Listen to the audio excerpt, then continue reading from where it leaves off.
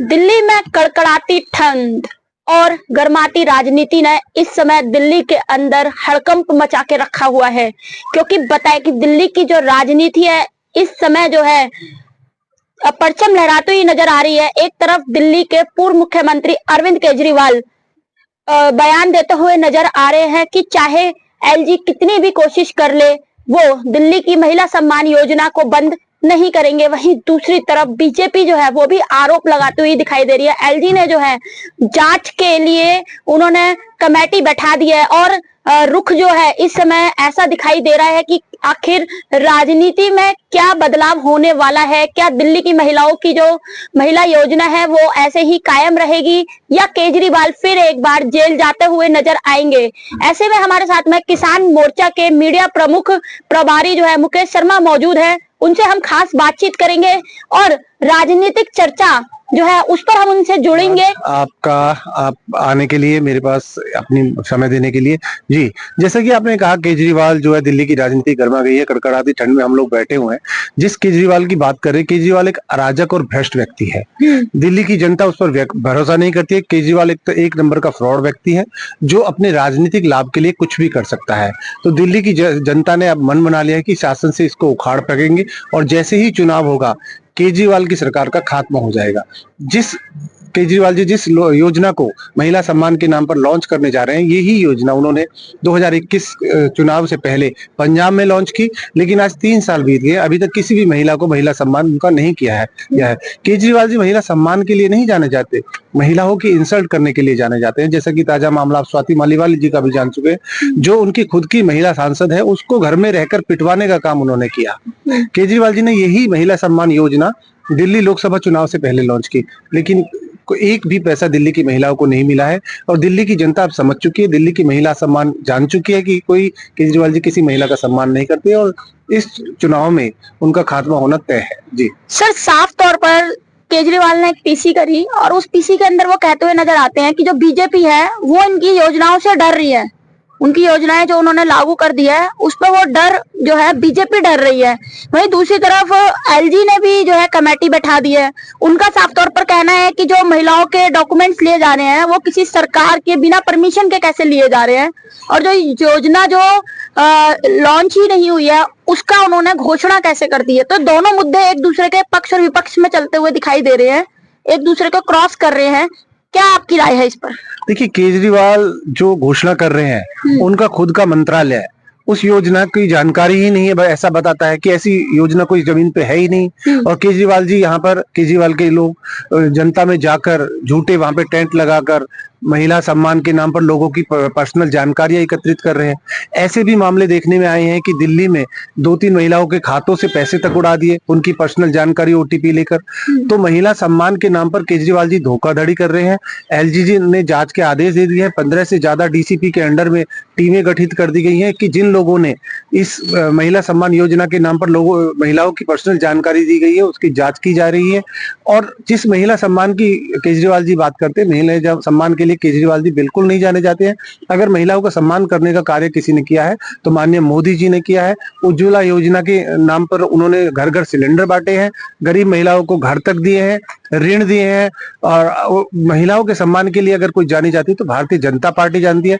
हमारी भारतीय जनता पार्टी के सांसद प्रवेश वर्मा जी अपने राष्ट्रीय स्वाभिमान संगठन के माध्यम से गरीब महिलाओं की शुरू से मदद करते आए हैं और 25 साल पुराना उनका संगठन है। पहले भी कोरोना में उन्होंने गरीब महिलाओं की बेटियों की शादी करने का काम सर, आरोप लगा है परवेश वर्मा के ऊपर में। आरोप ये लगा है कि उन्होंने चुनाव से 2 महीने पहले ही ये जो कमेटी है, जो उन्होंने संगठन बनाया है, वो चुनाव से 2 महीने पहले ही बनाया है।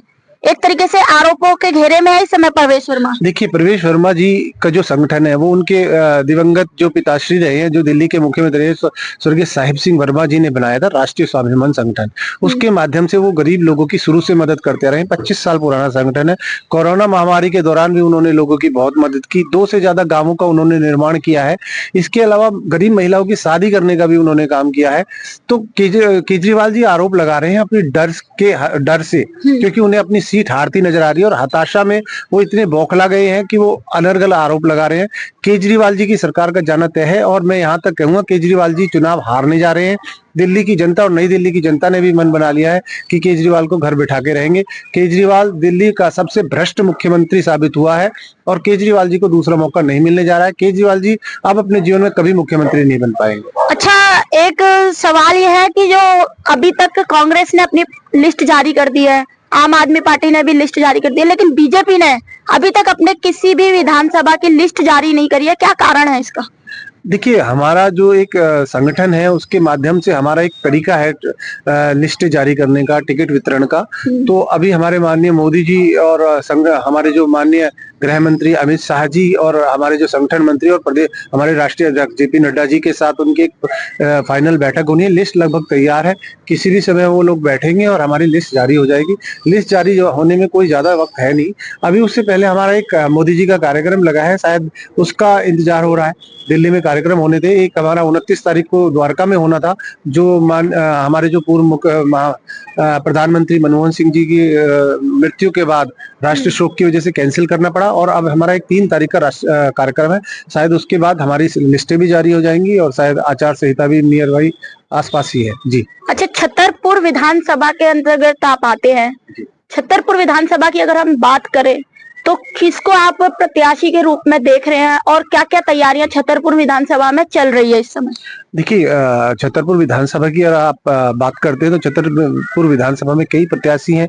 जैसा कि हमारे संगठन ने कहा भी है कि भाई हम पहले जो दूसरी पार्टियों से जो लोग आए हुए हैं उनको भी देखा जाएगा। और जो अब हमारे यहाँ पर विधायक जी करतार सिंह तंवर जी हैं, जो पूर्व 10 साल से विधायक है और अभी हमारी पार्टी उन्होंने करीब 8 महीने पहले ज्वाइन की है, वो जोर शोर से लगे हुए हैं। इसके अलावा और भी नाम है हमारे क्षेत्र के, मैं नाम लेकर किसी एक के बारे में नहीं बोलना चाहता। और भी लोग हैं, 3 से 4 लोग हैं जो मुख्य दावेदार के रूप में जाने जा रहे हैं।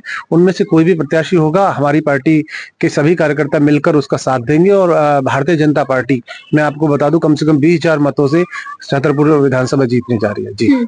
अच्छा, एक चीज और देखने के लिए मिली है, जो केजरीवाल की महिला सम्मान योजना थी, इसमें जो रजिस्ट्रेशन करते हुए लोग दिखाई दे रहे हैं वो कोई भी व्यक्ति दिल्ली का व्यक्ति नहीं दिखाई दे रहा है, बाहर से बुलाए हुए व्यक्ति दिखाई दे रहे हैं।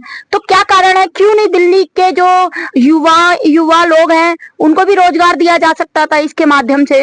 तो ऐसा उन्होंने क्यों करा होगा? क्या आपकी इसमें राय है?